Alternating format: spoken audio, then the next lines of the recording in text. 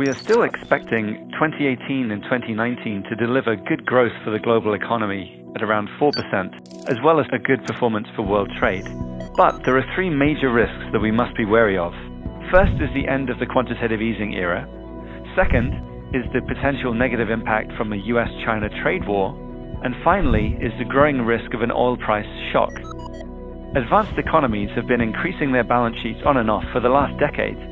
But it's less widely known that the most aggressive period of G3 central bank balance sheet expansion actually took place between 2016 to 2017. This supported asset prices, with a rising tide lifting all ships, and reduced volatility as markets were able to shrug off bad news with relative ease.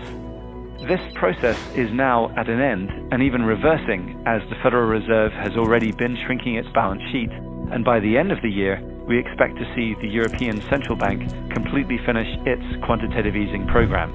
On the US-China trade war, there are many scenarios for this, and yes, both sides would like a win-win outcome, but there are many factors that could get in the way, most important of which will be whether we can actually see an outcome where some compromises are reached. The relationship between the US and China, while it has been changing a lot over the previous decade, is still the most important in the world.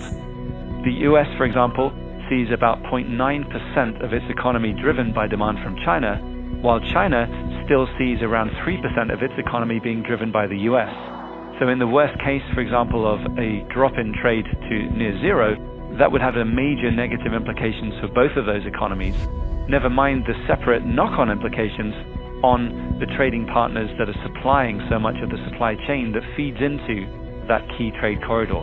Finally, on the oil price shock, we have been bullish on oil prices over the past few years, and even now our bullish call is at risk of actually being overshot.